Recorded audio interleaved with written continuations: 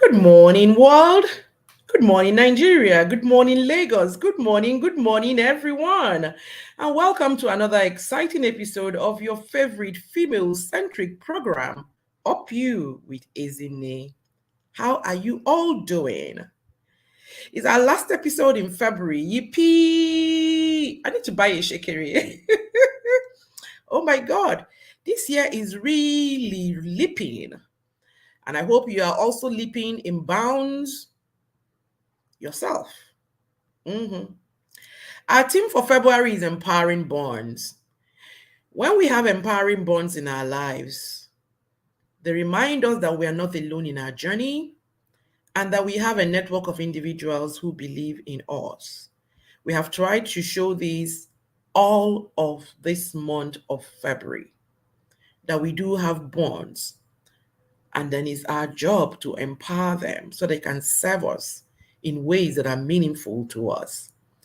This morning, we'll be rounding up on that theme under the topic Empowering Sisterhood, with a rider building strong bonds for women empowerment. It's Up You with Ezinne, and I'm here to keep you company as usual. So let's do this, my beautiful people.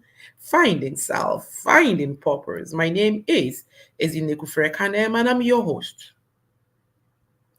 As always, I'm thrilled to have you join us on today's episode. Our topic is Empowering Sisterhood, building strong bonds for women empowerment. Have you ever marveled at the power of a supportive sisterhood? The kind of bond that uplifts, encourages, and inspires women to reach for the stars and become the best versions of themselves? Are you one of those in the and gang when you see great female friendships that uplift, support, and generally urge one another to be better and do better? Well, if you're one of us in that gang, the gang, this episode is for you. Today on this episode, we will explore the transformative impact of sisterhood and uncover the keys to building strong, empowering bonds. Sisterhood to me is about creating a sacred place, a sacred space where women can come together to uplift, support, and champion one another. It's about celebrating each other's successes, lifting each other up during challenging times, and standing united in our pursuit of equality and empowerment. Sisterhood is essential because it provides a sense of belonging, it provides solidarity, it provides strength, and propels us forward on our journey towards self discovery and fulfillment. Sisterhood is everything. Be kind to follow us on all our social media platforms at Up You with Ezinne on YouTube, Instagram, Facebook, and X. We'd love to connect with you and keep the conversation going long after this live episode has ended. Please like and share the stream as you join. Is one way you can help our ministry to continue serving you. Remember, it's all about you finding self and finding purpose. The topic today is empowering sisterhood, building strong bonds for women's empowerment.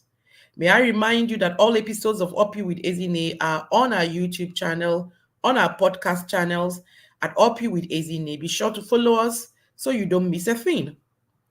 Now it's time to bring in our guest into the studio. Please stay with me. Settle in, share the stream, share, like. Bring in your friends so that we can all learn together. Remember, make new friends, but keep the old. For one is silver and the other is gold. Today we'll dig to find out what is what. So yes, if you're just joining us, this is Up You with Ezinne, and the topic on the banner is empowering sisterhood, building strong bonds for women's empowerment.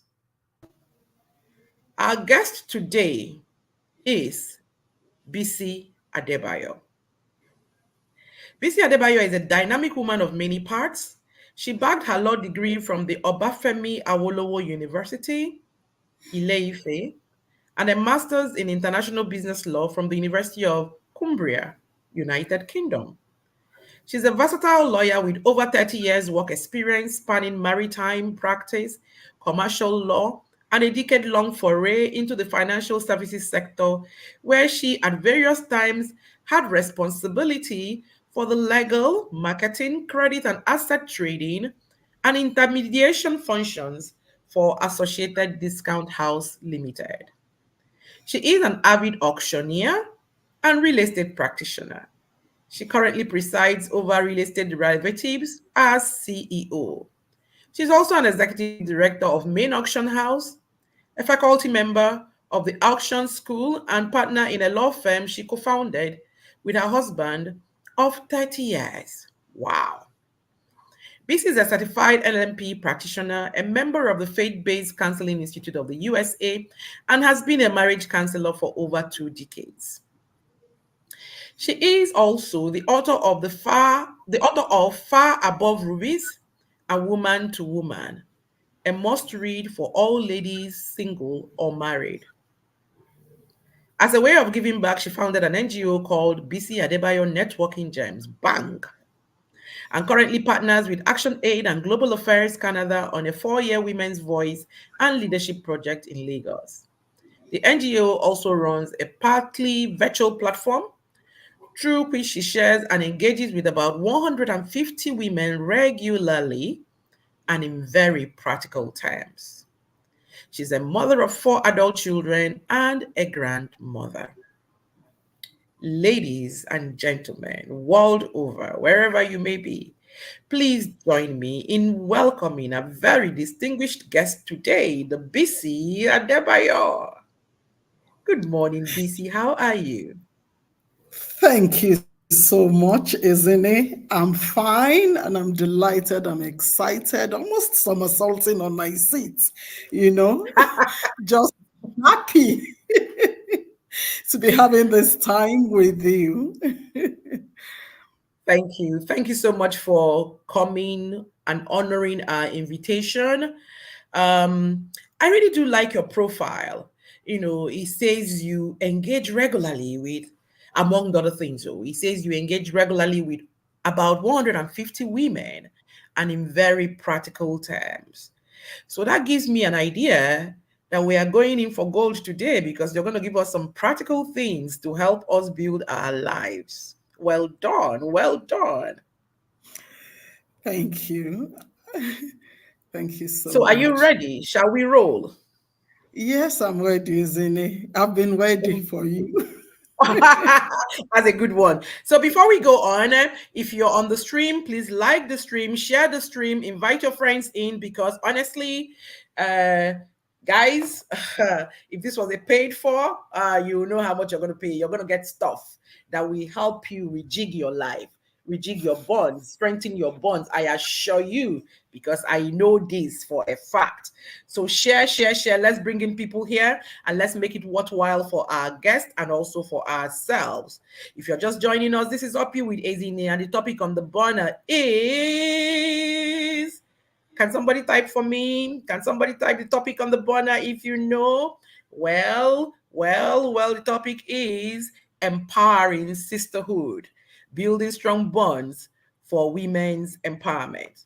BC, my first question to you will be, could you set the stage by sharing your understanding and your perspective of today's topic with us? Okay, thank you, Ezinne. Before I do that, I'll just like to comment you. I'd like to say a big well done to you for all you do within this space. Thank you for being so consistent and walking your talk. And I'm also personally saying thank you for the different ways in which you've supported my cause, because that will come to the fore as we gist today.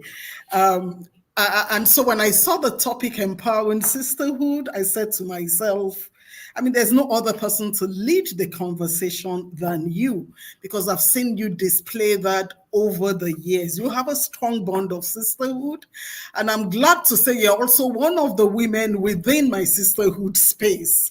So it makes this really, really easy for me. Now, I would like to start off by saying that word sisterhood is key. It is so key, and it features so prominently, in our lives, maybe in ways that we don't even realize. We may not use that word sisterhood, but wherever you find a woman supporting another woman, wherever you find a woman giving encouragement to another, wherever you find a woman motivating or just being an example, that web of sisterhood is in motion. It is working. And many times we don't even realize it. So, what you've done for us and what you've done for many that may be listening to this afterwards is just, putting a fine word and tagging it to an experience that they've had and that maybe they haven't been able to describe. If you're a woman and you have not experienced the strength of sisterhood, then you are missing. I almost feel like saying you are not living, because we are not meant to be in isolation. We are meant to connect with the people around us. And because we're women and we have, peculiar sets of experiences, challenges, excitement, there are times that, there is just no other gender to share those aspects of your life with, because they cannot understand what you're going through. They may not be able to understand where you're coming from. They may not be able to understand why the issue is even important in the first place. But when it's a woman like you that has walked the road that you are walking, or that is aspiring, to walk in those footsteps, you can be sure that you'll find empathy. You can be sure that you'll find understanding. You'll find encouragement. And many times, isn't it, that's just what we need to move on. That's just what we need to move to that next level that we're always talking about. And I've had awesome experiences, along that line. And that's why I'm so excited about this. And honestly speaking, for me, sisterhood is key. Very, very key. And I don't joke with the people that are within that circle for me. Whoa. Why do I now feel I didn't even hype you enough? What do you mean? Oh my God. That opening shot is everything. If Bisi doesn't say any other thing on this episode today, she's just giving it to us. Sisterhood is an experience. It's something that you she's right. If you don't have a circle of sisters around you, then you certainly are not living. You certainly are not living. And it's something that you can actually become intentional about, starting about now, to put around you circles of sisterhood, different circles of sisterhood, to meet different things, different needs, different aspirations, different objectives in your life. You can't exist in isolation. As we get older, it becomes even clearer that we need to find these bonds and strengthen it. Thank you. Thank you so much, Bisi. So, Wow. powering on, could you please share a personal experience where you witnessed the power of sisterhood in empowering women to achieve their goals? Wow. I have a challenge with this because I'm asking myself, which do I share? Which do I I leave know, out? right? My I life, know. my adult life, I should Mm. say, has been, a roller coaster, a bundle of experiences revolving around my sisterhood circle. And Mm. there's just so much. You said I should share one. I'll share quite a few. I'll share. I'll just go from one to the other. The And stage is yours. I'll start off with one that you're a part of. Oh, And wow. I'm going to tell the story. This happened about 5 years ago. And a friend of mine, and that's talking about sisterhood, a friend that has become a sister was visiting Nigeria from Canada. And myself and another friend that has become a sister, decided, oh, this friend is in town. Let's take her out for lunch. I mean, let's hang out.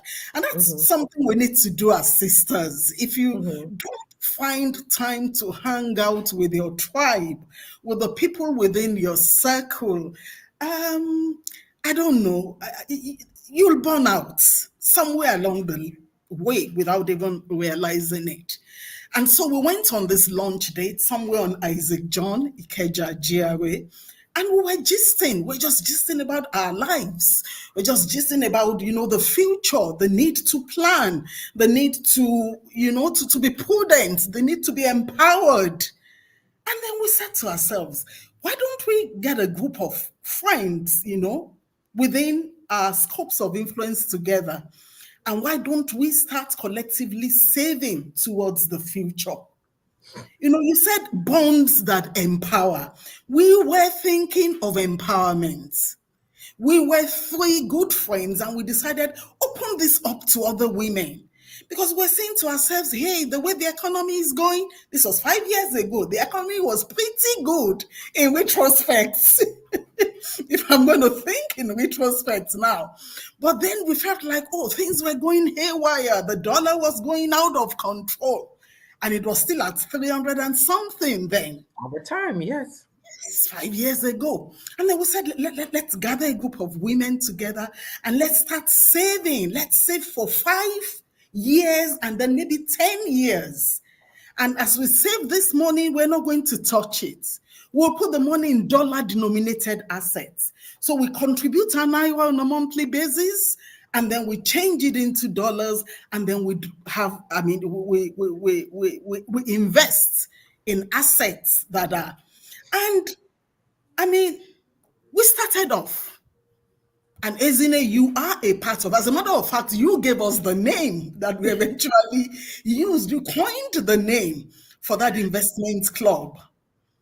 And today we have a group of women who, over the last 5 years, did this consistently. And like I said, the dollar was just 300 and something. Now we know what the dollar is saying. This for me, apart from being a personal a personal advantage in the sense that this sisterhood, this love for the sisterhood made possible what I would not have been able to do by myself. Because gathering a group of people together gave us some advantages. The law of synergy, kicked in. The kind of investments I would not have been able to do personally, we were able to do collectively. I am better off for it today. And I come across many of my friends who say to me, look, you made me take a step. You encouraged me to do this, and I'm so grateful I did it. Some will tell me, look, I've never done anything like this before, and I'm just happy with myself for the fact that I've been able to put aside some facts that we were friends, but for the fact that we were vulnerable enough to express our concerns about the future, about the economy, about our lives, this would not have happened. And like I said, it's just one out of so many. I remember there was a time in my life when I had major projects staring me in the face. I reached out to my sisterhood. And for 3 good months, I'm a person of faith, I'm a woman of faith.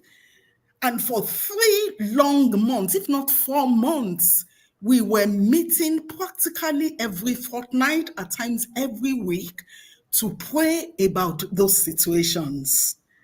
And I came out victorious at the end of the day. Everything was sorted far better than I could ever have comprehended or imagined. Very recently, I have a friend whose son was having issues in school. He was billed to graduate, and then one health issue after the other kept cropping up. And we decided, because there's a sisterhood where we pray too. And we decided, hey, for the next 2 weeks, every single day he's writing a paper, we had a team that was praying and maybe even fasting until he finished his papers. Every day he was writing a paper, there were women like you and I saying, son, you are going to scale through this. I mean, what can be better than that? So for me, like I said earlier on, the sisterhood is a place of empowerment. It's a place of, encouragement. It's a place where things become possible and we are able to fly, receiving the support we need from those that we hold dear. Thank you. Thank you so much, Bisi. You touched a nerve there. Because if we begin to tell the story of posturing, uh, I think that that sisterhood has been very foundationally wonderful for me and to me as a person. So I don't want to cry. So I'm going to just continue this program. I don't want to just break down. Um, but sincerely, you've said it all. This is what it's all about. People of the same kind, like-minded people with the same kind of aspiration, or even if you don't currently have it, but you identify that someone is looking like who you want to be, then jump into that space with that person and allow that person mentor you from far or from near, mentor you, shape you, and then you find yourself in a group of women. Honestly, there's power in number. There is power in look at what BC described. I mean, look, fostering, they practically own houses that they would never have been able to buy. Okay, we would never have been able to buy if we were going one at a time. But the collective power of what? Everyone. And it just stemmed from a lunch conversation between three like minded people. And then the rest of us were invited in. So if you're on this call today, if you're on this stream today, who do you know? Who can you rally? What can you start? Because we have gone past, you see, the times we're living in is not the time of I'm a lone ranger. No, it's a time of collaboration.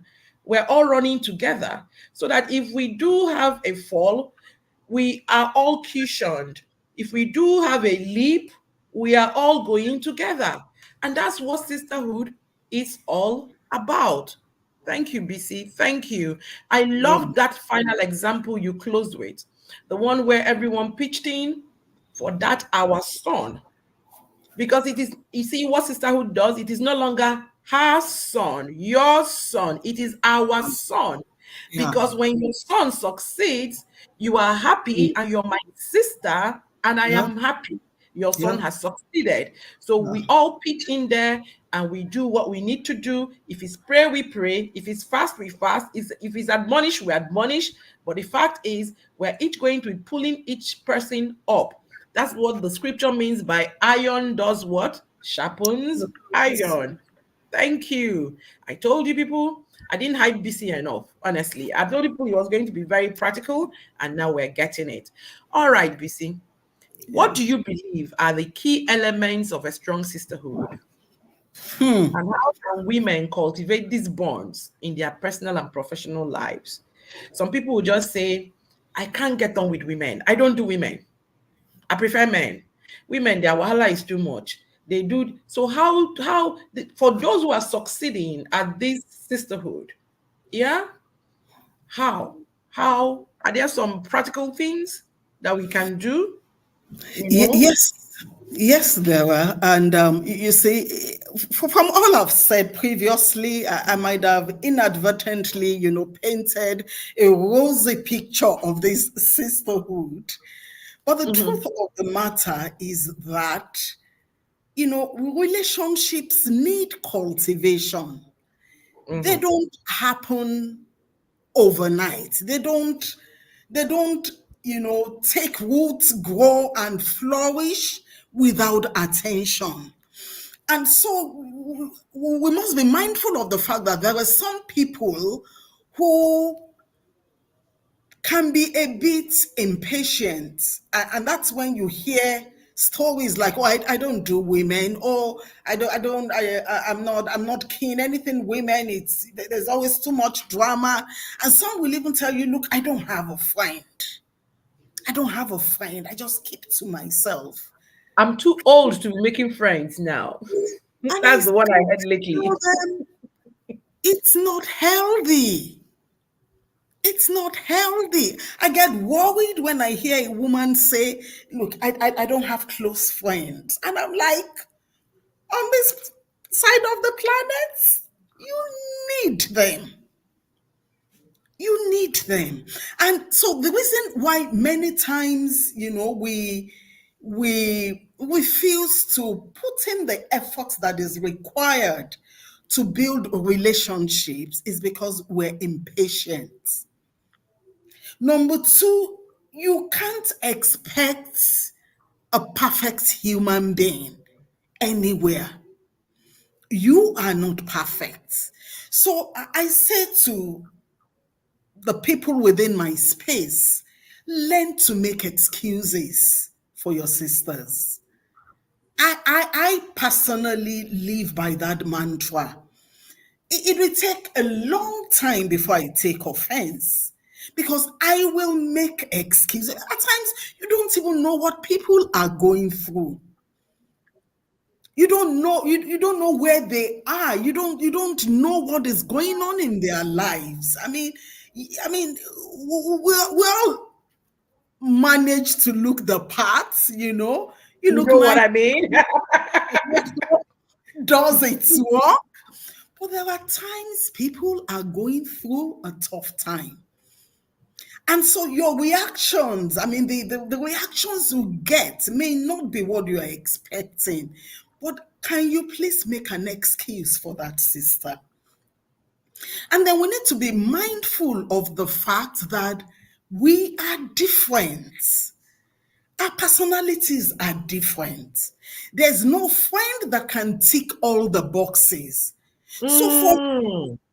and that's why you're supposed to have a sisterhood, not just one or two.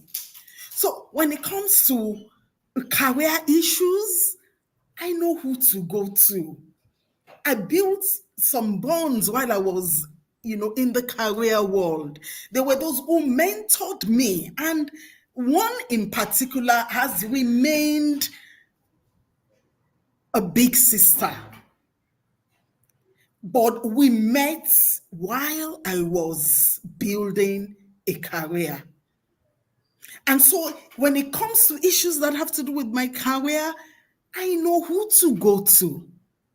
When it comes to issues that have to do with my dressing, I know who to go to. Oh, there's this event coming up. I want to look smashing. I want to land like an arrival from the moon. I know who to go to. And when it comes to, hey, there's fire on the mountain, we need to fast. I know the part of the sisterhood to call You know on. exactly where to land. Yes. And when it's time to go movie watching, I missed the last one, isn't it? When it's time to go movie watching, Oh, yes, you did. We missed and you too. I missed the last. But you remember the one you came for? How many years ago? When Oh, yes. we went Oh, movie yes. watching? About 5 years ago. About four Yes. years ago. That was Yeah. a sisterhood. That was a sisterhood. So you can't expect one individual to tick all those boxes.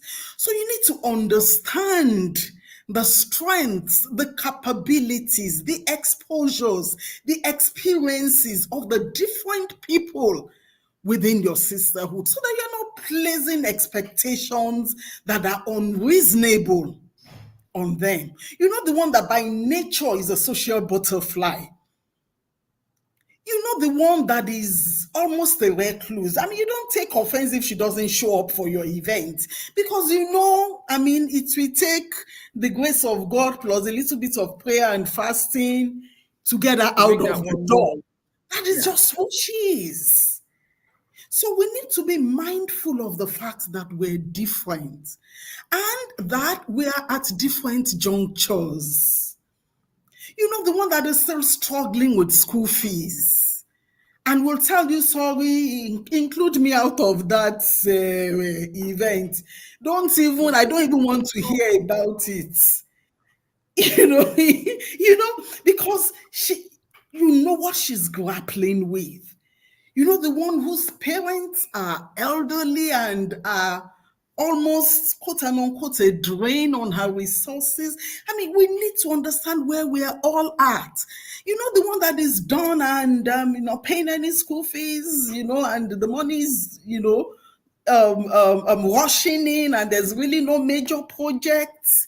You understand why she may be the way she is at that point in time. For a Mm-hmm. sisterhood to thrive, there has to be a lot of understanding, a lot Mm-hmm. of understanding, a lot of sensitivity. And so it's wisdom to know what to say, what not to say, who to say this to, and who not to say, how to say this, and how not to. Yes, in a sisterhood, you step on toes. That's why you're sisters. I mean, I doubt if any one of us had grew up with sisters that we never disagreed with. It's not possible. But your bond is stronger. Your bond is stronger when you are able to resolve issues, when you are able to be vulnerable, when you are able. I've had cause to call a sister once to say, look, what is going on? I've observed this. Have I hurt you in any way? I noticed this happened. I noticed that. I had made excuses for long until I realized, no, this is not looking normal. This person has something against me. And I walked up to her. And we realized at the end of the day, it was all a misconception. But what if I didn't bring up the conversation? So we need to realize that in a sisterhood, it's not going to be smooth all the way, but we must be charitable enough to understand the people we're dealing with, to be mindful of where they are at, and to be magnanimous enough to make excuses for them. Hmm. Hmm. Hmm. The word that is playing on my tongue is actually, this is looking like a tall order, but I'm swallowing it. I'm swallowing it up and I'm changing it to, this is looking like we need to be intentional and we need to be willing to be vulnerable. Yeah. You know, vulnerable enough to appear dumb and stupid sometimes, and not always claim to be right. One of the phrases that I've been dancing around in my head recently is, Ezinne, do you want to be righteous or do you want to be right? And I find that if I hang myself somewhere in the balance, then it helps me make excuses for the next person, like you talked about. Always make excuses. Stara is on the call, and Stara says makeup covers a lot. And then she also says, Tara says, we all need friends, and yes, relationships need cultivation and hard work. Yes, Yeah. it is actually a lot of hard work. But when you get it right, then you get to that point where BC is describing, where your friend knows when you are off. Oh, we haven't heard from Tara in a bit. Is she okay? And then so you're looking. Oh, we haven't heard from BC in a while. Oh, okay, I saw BC yesterday. She wasn't wearing her usual red lipstick. Is something going on with her? And then you probe. Sisterhood is about, it's creating a safe space. It's me knowing I can actually come to this space that we've created, this bond that we have, and say to you, it is finished. My own is finished. And me knowing you're not going to judge that statement, but that you're going to just sit down, fold your hands, and listen. Because what I need at that point is your ears, your ability to hear me. And then when you listen, you also do not do what? You don't judge. You actually give your 10 pence back. Like my daughter says, when they give you 10 pence, you might be able to take 2 pence and then it will work for you. So that's what sisterhood is all about. And we all need friends. I agree with you absolutely, Tara. We all need friends for different reasons. It is not good to go through life lonely. I think it was God who started it when he said, I've looked at man that I made. You're good though, but I do not want you to go through life lonely. And then he now made a helpmeet for the man. So if the man has a helpmeet and understands brotherhood, we should also do what? Understand what it means to have thriving and very real sisterhoods. It means that we decide on our own that we'll be honest upfront, we'll share willingly, we will be in that space and be present in the present, and to help build the space up. Thank you. From all that you said, BC, Yeah. mutual support and encouragement plays a great role. So it's important that when you're doing sisterhood, that you start with people that you have mutual respect for, that you're in synergy with, that you think you can listen to, and that you can glean from. So, in your own opinion, where on a scale of 1 to 10, how would you rate mutual support and encouragement in building and fostering a sisterhood? Thank you, Ezinne. You see, that mutual respect and encouragement is, permit me to use the phrase, the cocoa of the matter. I mean, the real deal. Mm, Real deal. That is, you said a lot about, what goes into the building of a sisterhood, the sacrifice, it is such that when the time comes, you can place a demand on that relationship. It's because you've put in something. You've labored over something. You've intentionally built something. You've maybe inconvenienced yourself, maybe bent over backwards. You've been there, you've been present, you've been supportive. All that you do towards building your sisterhood is so that, because that time comes for every single one of us, whether you're rich, whether you're poor, whether you're connected, there are times you're just going to need people. The Yorubas have an adage that human beings are my clothes. Human beings, mm, yeah.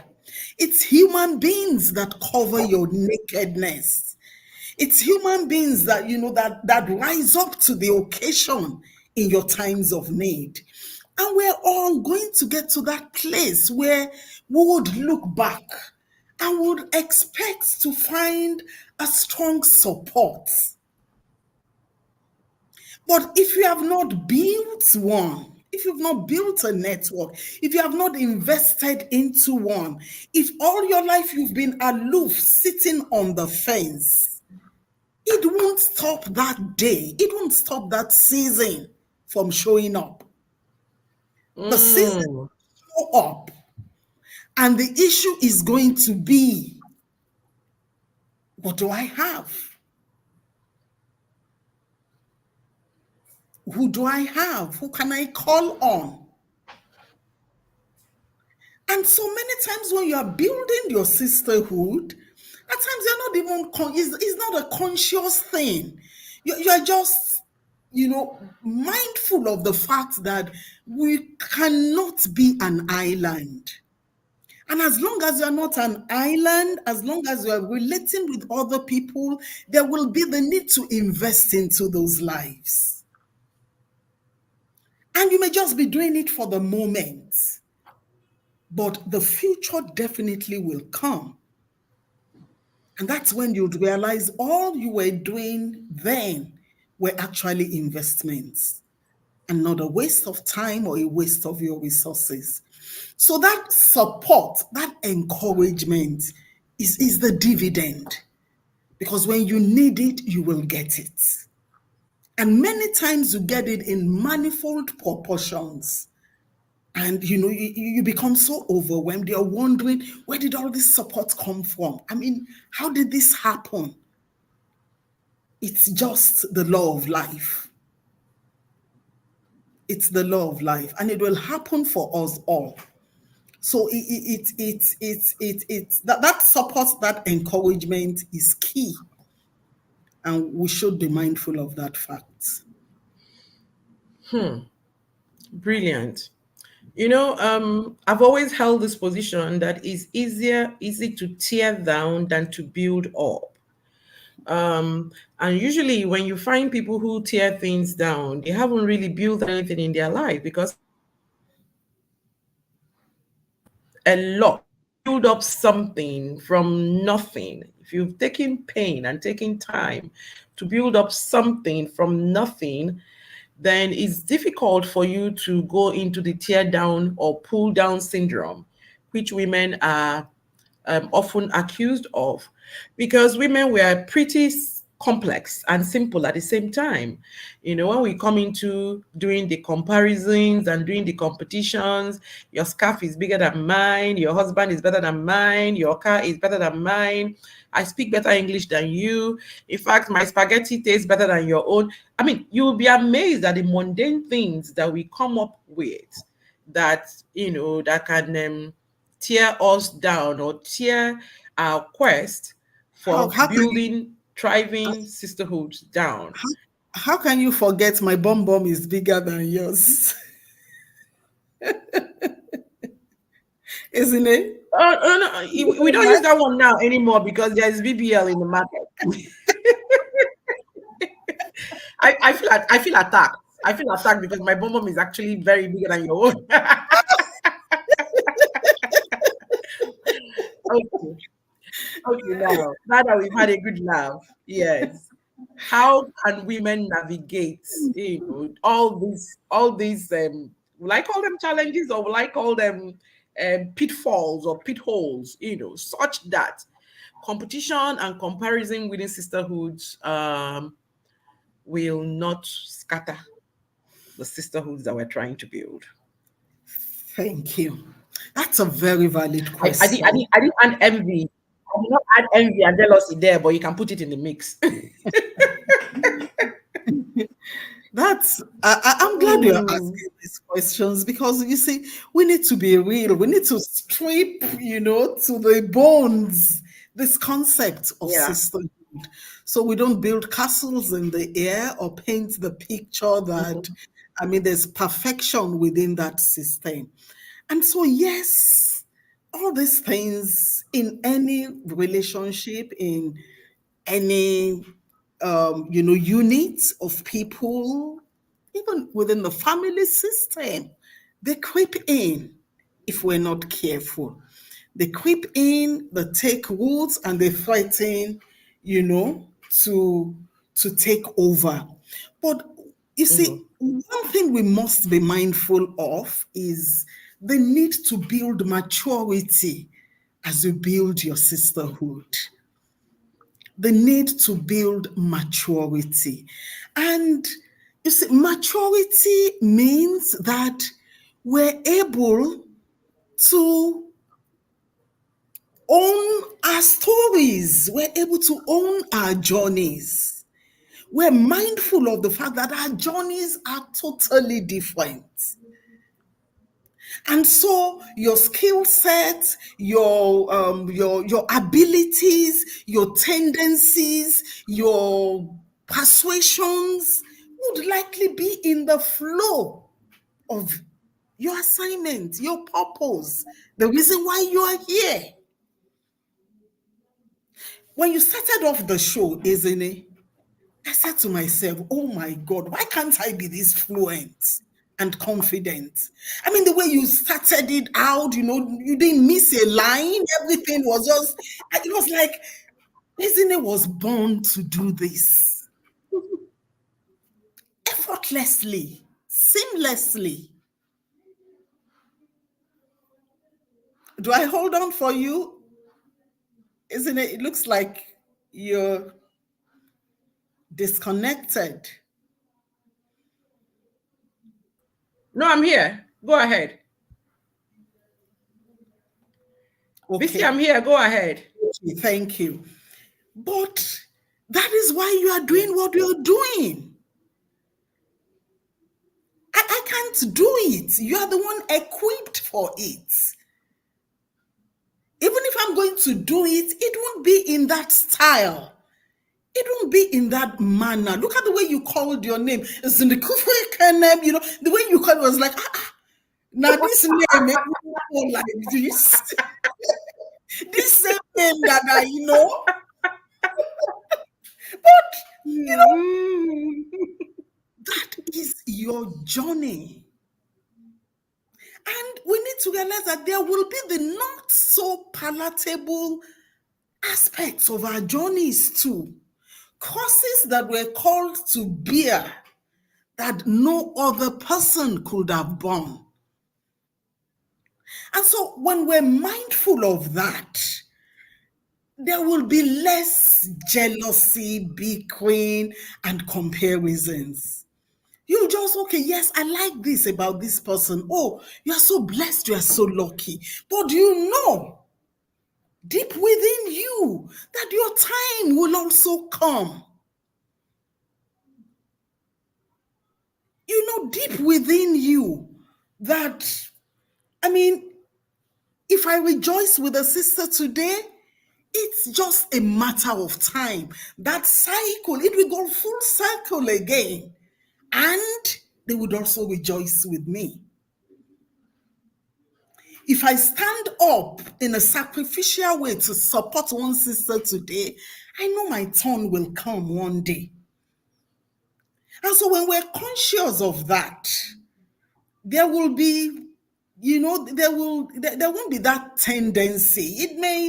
It may just flit through your mind that, oh, this person has it good. But then if you are mature, you would also remember, to watch out for your own silver linings. Because we all have our silver linings. Yeah. We all have our silver linings. And many times we're not mindful of them. That's why we tend, to get upset or to get, disoriented with the strides that other people may be making. Watch out for your own silver linings. Count your blessings.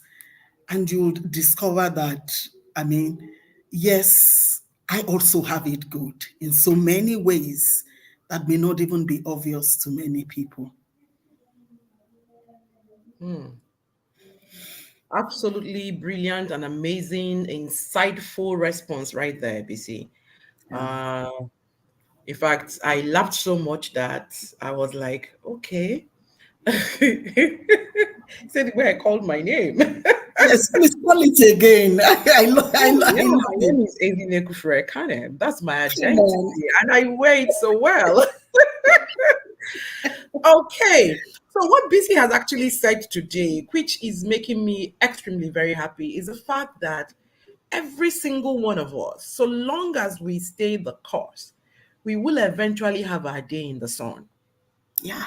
And if we actually show up long enough and we're humble enough to get mentored, to get into the right sisterhoods, that day in the sun will actually go on and on, because the Bible says, of your rising, there shall be no end.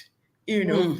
But the thing is that most women our age group do not even want to be mentored. And we don't do a lot of introspection because you find that, um, okay, I'm just going to say this the way it's coming to me. We are the ones that bettered the Gen Zs. So we are the ones that trained the Gen Zs. So it's obvious that our generation missed something somewhere. We are the generation that is talking about childhood trauma, unresolved issues. We're the generations that have raised our children, do not be like us, do not live like us. So, and this generation that is all of this and thinks all of this and feels all of this still hasn't seen that we should submit ourselves to mentoring, to learning, to unlearning, to relearning, so that we can right ourselves, help our Gen Zs, and then help them also to raise their own children better, you know. And you find that most of us went solo. We most of us do not have um big bonds, sisterhood. We're the ones who say, I don't do sisters, I'm not in that space, and all of that. Why do we find it difficult to get into mentoring sisterhoods, to get into mentoring spaces? Why do we find it difficult to learn from other women like us? I like the way you just, for a moment I thought you had gone static because you were just like this. Yes, because isn't it the bombs you dropped now? You didn't just drop on me, you dropped on an entire generation, like That's that. why I apologized up front. I said I will say it the way it's coming to me. My dear generation. And, I'm there. I'm there too. I think so. I mean, for once, I'm short of, words in terms of what to say. Because you see, if we go into the parenting thing, I mean, that definitely can be for today's show. Obviously. Because Oh, don't even go. Don't go into yeah, that space. Let's stay on this. So why do we find it exactly. difficult? Being that we have all these things, why do we find it difficult to submit to mentorship?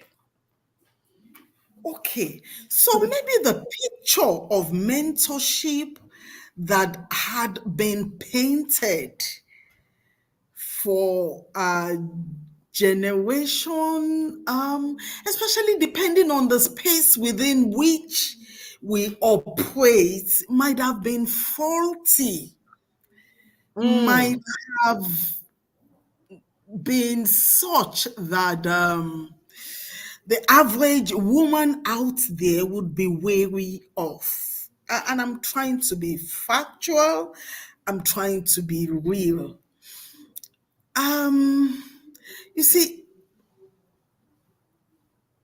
I'm trying very hard not to make sweeping comments, general assumptions that may not hold true in certain quarters. But I know that within some setting, the picture of mentorship that has been painted is like that of a followership that isn't free to give expression to who they really are. It's like being told what to to do, do. regardless of, your aspirations, your particular dynamics. It's like just following a crowd. It's like, just belonging and floating along without substance. I also don't want to get into any controversy while at this, but I know that when people talk about belonging to groups where they have the opportunity of being mentored, there's that tendency to be careful because there were times a different kind of spirit takes on the group. and the objectives become a bit what do I use? Ezinne, you need to borrow me a word. The objectives can become um, Models. muddled up with undesirable tendencies, so it Okay. becomes all about, maybe a display and show of affluence. It becomes all about, what I have, where I holidayed, where, at times we tend to leave the substance and we just get carried away by other things. And so for some people, and because we're the generation that gave birth to the Gen Zs, and we talk about childhood trauma and what I call adverse childhood experiences, we're particularly about our mental health. So it's like, please, I'm protecting myself. I do not want to. But then we need to be mindful of the fact that there are healthy there are healthy, there are focused, there are, productive and value adding, empowering mental, Mentorship relationships. exactly, relationships and opportunities. It is our responsibility to seek them out. It is going to be your responsibility. The fact that you've come across two bad apples doesn't mean there isn't a nice, Mm. juicy, and tasty one out there. I mean, and like every other thing, there will be the not so good, there will be the ones that got derailed somewhere along the line, but there would Mhm. also be the ones that are committed to their purpose and are serving, the interests for which they were originally set up. And then it's your responsibility to go in. If your needs are not being met, it's not a cult. It's not a cult. I mean, it's not a place where you can't withdraw from. And so that's another thing. At times, they tend to start becoming like cults. If you withdraw, then you become everybody's enemy. And I mean, those are, idiosyncrasies and tendencies that can be very, very worrisome and may even keep some people away permanently. But I know I've tasted of, value adding, empowering platforms, and I would recommend to sisters out there to seek one out. Okay, we have a contribution here. It says, why do we refuse to learn from others? It's our insecurities at play, I think. And the fact that we think we don't need anybody but ourselves to make it, which is a big mistake. A We have a fallacy. comment, and this came in from Tara Martins Asida. Do you have anything to say to her? Are you agreeing or disagreeing? Tara, my darling, I agree absolutely. Absolutely. I agree with you. Okay, so now that we've said all of that, I'm going to be bringing us to a wrap because when you're having fun, time is flying. But let me tell you upfront that we're going to overshoot by a bit because I still have two or three questions for you. Okay. Um, March is International Women's Month. I know it's supposed to be a day, but you know the way we are, we have just collabed the whole Color month. beach, you Yes, want now. So the whole of March is International Women's Month. And this year's theme is um, um, inspire inclusion. Inspire inclusion, which also speaks to what we're talking about today. So, in as much as you're wrapping up empowering bonds, the team empowering bonds for us, you're also setting the stage for inspiring inclusion. So, every woman has to inspire inclusion. And that's why we have to take the mentorships within Sisterhood and take the advices and everything.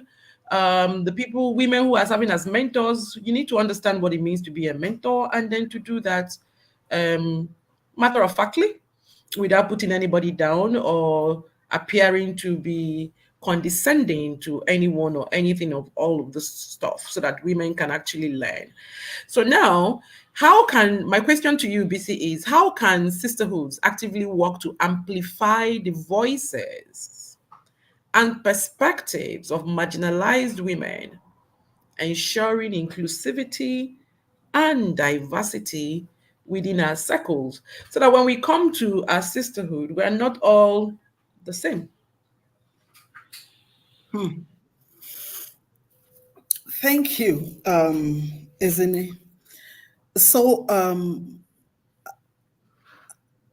at the point at which I started out my foundation, it actually evolved from, a virtual mentoring, platform that I'd run for years. And somewhere along the line, we were approached, and so we had to put structures in place, and the rest is history. But one of the things we realized was that, my reach was to women of like minds. So I had within my group, okay, maybe some younger women or many who were younger, but were on their way, to happening in life, so to To becoming speak. like you. Yes, and even greater and better and Mm-hmm. accomplishing, Mm-hmm. greater things. And so it was like we were focused on a particular social, strata, so to speak, or those were the people we attracted, you know. But because of the need for this inclusion, when we organized as a foundation, what we did was to adopt a particular market within the Ikosi Ketu axis, the fruit market. And we had sponsored by ActionAid and Global Affairs Canada. We had sponsored outreaches, programs, and events for women within that space. And so there were times when we had a health outreach, brought in doctors, gave out free eyeglasses, brought in medication, ran tests, and all that for the market women. As a matter of fact, we had an empowerment circle where we gave them interest-free loans, so some could expand from the small businesses they were doing, and just to improve their capacity. We, in fact, at a point in time, we had an adult literacy program running within the market for those who wanted to brush up. We had seminars on, simple bookkeeping, so they could keep a record of sales and, understand that they are different from their business, so they could grow.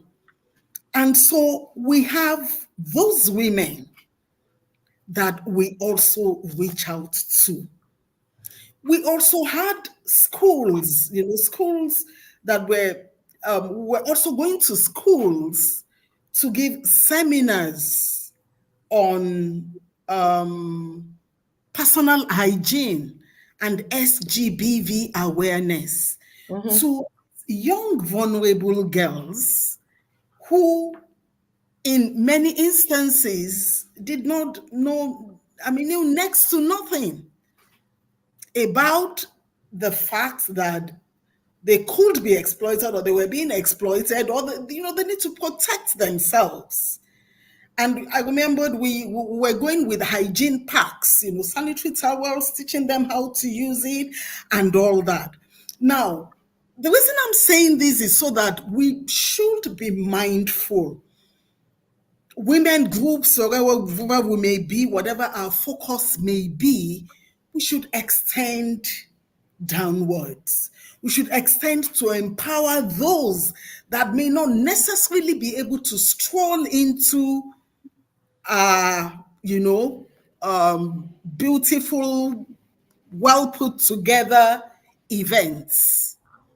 We should also remember the younger ones that are coming up, because if they are not catered to now, a time will come when they will be where we are and they won't be empowered to live the lives that they desire to live. So it's very important that we're all that minded. And I'm glad that that is the theme for this year's International Women's Day. Absolutely brilliant submission. And I'm speaking to the lawyer in BC right now. That was Thank you. absolutely brilliant. And Thank you. yes, we should all, in our little spaces, wherever we find ourselves, inspire inclusion. We should continue to build bridges up, down, and sideways. That's how we get the 360-degree life. The fullness of it is when we interact with everybody in the same way. The way you interact up is the way you interact down, and then the way you go sideways. So there are people who are upcoming, there are the people that are your peers, and there are those that have gone ahead of you. You're being able to have a connection in all of these spaces is what makes your life a rounded life, a fully well lived life. And I hope that as we go in to keep talking about inspiring inclusion in March, that all of us will look into our little spaces in our sisterhoods and begin to pull up everybody so that each person would have this feeling that I'm being seen and I'm being heard and I matter. My life matters, my contribution matters. And that's all that we as human beings, as women, can do for one another. It may just be all the push the person needs. I see you. I hear you. I know you're there. I applaud you. You matter. Yeah? Thank you so much, Bisi. So, my last but one question to you will be: have you encountered any misconceptions or challenges about the concept of sisterhood?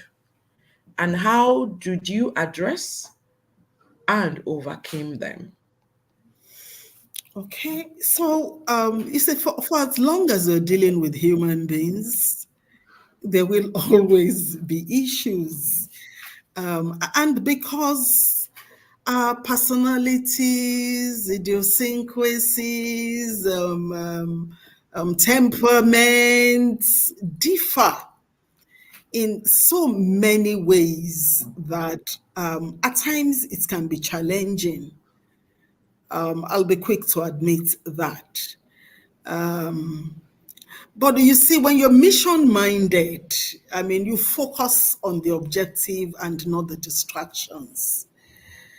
And that would go a long way in ensuring that you stay on track. So there have been instances where maybe I might have been misunderstood, you know. There have been instances where maybe a particular individual might have felt like, oh, okay, so let me give a practical example. So I'm not sounding academic. So there was this time, you know, within the platform that I run, there was just this conversation. We tried to just, you know, talk about real issues, and I can't remember what conversation was ongoing. And someone mentioned the fact that her PhD, I mean, she was having some challenge, you know, completing her PhD. She was on the program, and you know, the challenge was, you know, partly financial. And so, on the spur of the moment, I can be impulsive.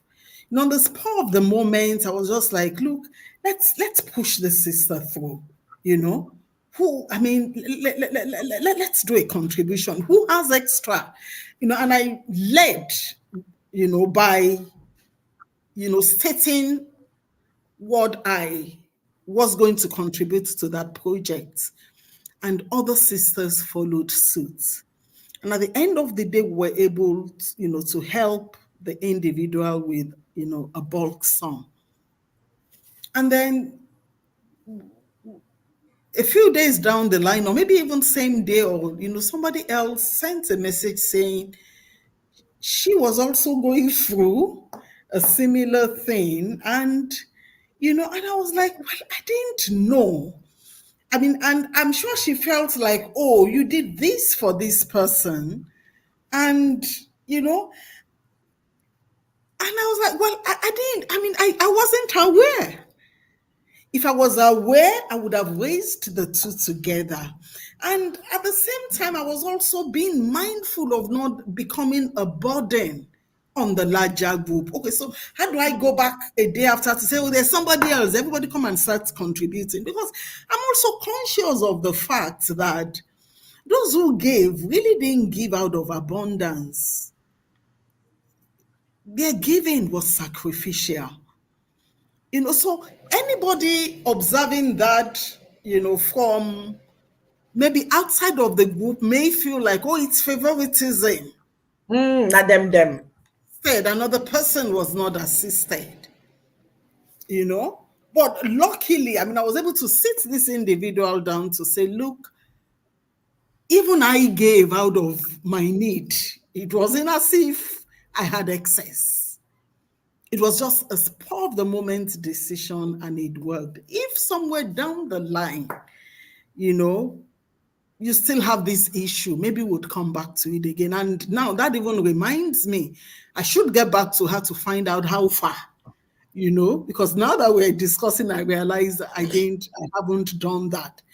But you see, it's so easy. And so somebody somewhere, can misinterpret that. And if you're within a group, if you're not careful, the whole bunch can get The dynamics of the group, yeah. exactly.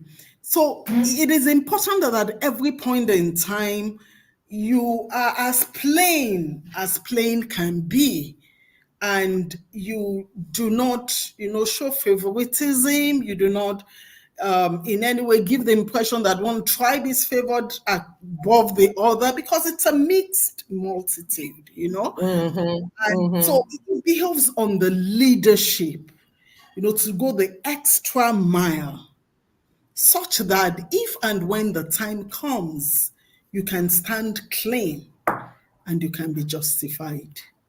So it's important that the leader is fair. And all of the time, I ask myself questions. I put myself on the spot. I'm asking myself critical questions. Are you creating time for this person because she's wealthy? Are you, giving this, easy access, whatever, because she comes with something? Would you do that to someone, that is coming to take? So it's important that as a leader, you are brutally frank with yourself. I'm honest with myself. I tell myself the truths that no other person may be able to tell me. And Just that's so very that, important. That's very so that important because most of the times, we women do not really give the female leaders in our sisterhood groups proper feedback. yes, We and it is we also we, we, because we fawn, we fawn over them, and we do not give them feedback that enables them grow as well. we promote that culture. Yeah. If the leader does not promote the culture, it will not stand. That culture of fawning over people and making them semi-gods, we must be the ones to discourage it. Let them know you do not appreciate it. Let them know it's not needed. Let them know, look, you can be yourself with me. I mean, we have to actively discourage that. And then we also owe ourselves that responsibility to surround ourselves with people who can tell you the truth. I mean, for example, Tara is on some of my platforms, and she's a friend I know will tell me the truth any day. You can say that again about her. Really? Because You we can say will that she discuss. is as real can get. So it's important that you also have people like that. Mm. around you, and not surround yourself with sycophants and people that will, even though the emperor is naked, they are telling him, oh Oh, yeah, long live the emperor. You are dressed in we are resplendent tired. clothes. So it's that responsibility is also that of the leader. And Mm, I mean, we need to be mindful of that and be careful not to be caught in that web of mm. deception. Thank you. Now, this question is for my to assuage my own curiosity. Okay. Wife Salat, what happened to that gig? Oh my God. Ezinne, wives and Mm, lads, my first mm, love. Okay, so let me explain what happened to Wives Alert. Wives Alert was supposed to be a gist session. In fact, it mm, was the Wives Alert gist session. We used to call it mm. WAGs. Wags, yeah. Yes, and it was to create a platform for women to um, relate and share their journeys, share their stories in an environment that is safe, non judgmental. And it used to be very unpredictable in the sense that depending on the topic of the day, depending on the issue we're focusing on, there used to be plenty of tears. There used to Mhm. be a lot of empathy in the room, and um, um, a lot of just sisterhood at play, the bond of sisterhood. And people were free to be as vulnerable as they needed to be. And so, because of that, we were not recording the sessions. And I mean, it was a rule then, we don't record, so that people are free to onboarding, people are free to share their experiences and their stories and all that. So we ran it for a bit, and then COVID happened. Hmm. Happened, and then we couldn't meet physically. And after COVID happened, we tried a few gatherings, but it appeared like the cost of setting up, running, and all that was not commensurate with the attendance we were having. So we decided to go virtual. And by going virtual, what we did was to set up a closed book page on Facebook. And so we had discussions on that. The page is still there, but I think Bang came on board, and God And willing, banged Wags out of the way. it totally sucked up. And a few other things were also going on. I mean, I still work full time. I'm a serial entrepreneur. I still have the business to run.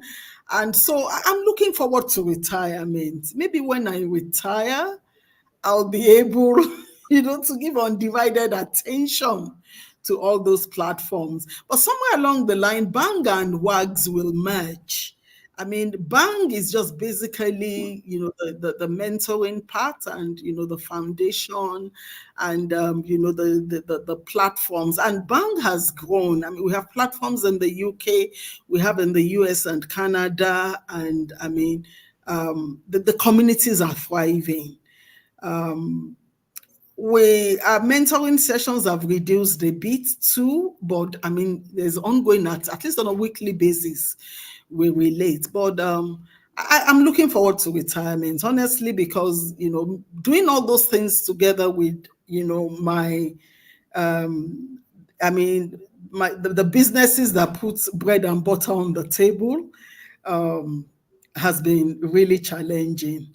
But in just a few years, I'll retire, and then I'll join you in the space, and Well, we'll get thank waxing. you. Let me just let you know that Wags was a place of healing. Oh, You thank know, you. I know I attended Yeah, and it was a place of healing because I mean, you there's a lot of unburdening, yeah, and if we look at the way that things are going now, women need to find a space to go talk. to You find that when express. you go and talk, and express yourself, you will go home feeling lighter, Yeah, it's and you will have other perspectives to what was ailing you. So please, I will be praying for your retirement so that you can come back into that space. You can come back into that space because there's a lot of work that you need to do for God and for man. I Yeah. agree. Thank you I so agree. much. Thank you so much, BC. Thank you. Now you've brought us into your future because you've already whet our appetite and told us that there's more going to come once you retire. So we're going to continue to pray for your continued good health and then for you to retire joyfully in a few couple of Man. years. And so, looking ahead, what do you envision for the future of sisterhood and women's empowerment? And how can women continue to uplift and support each other in the years to come? This will be my final question to you today. Thank you. I Yeah. think for that, there has to be a lot of intentionality, Mm. displayed.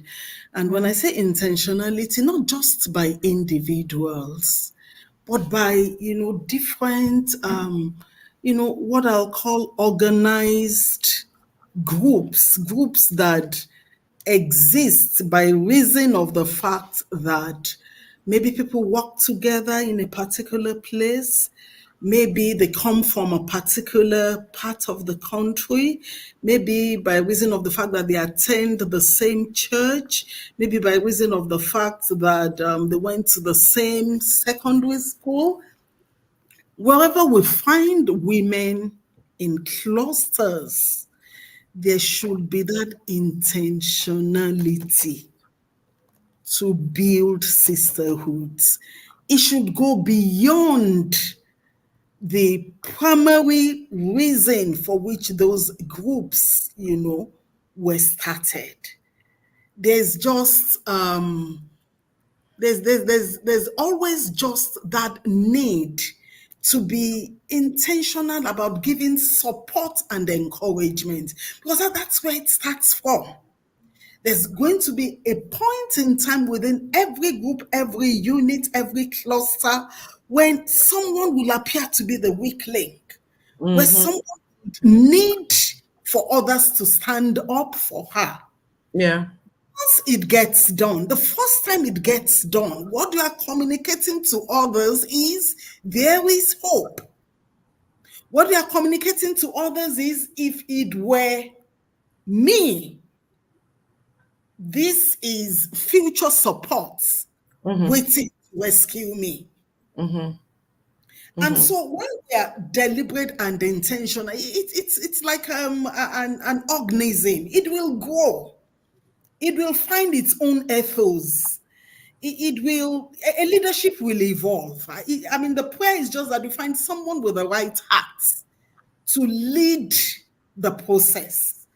But because by nature we are relational, particularly women are relational. I mean, if you see a guy that hasn't seen a guy in a long time, I mean, maybe some thumping and some. Hey, some high fives. Exactly, but if I see an old girl, an old student of my school, then there will be some drama. Then there will be some, there will be some jiggling. There will be some excitement because by nature we're relational.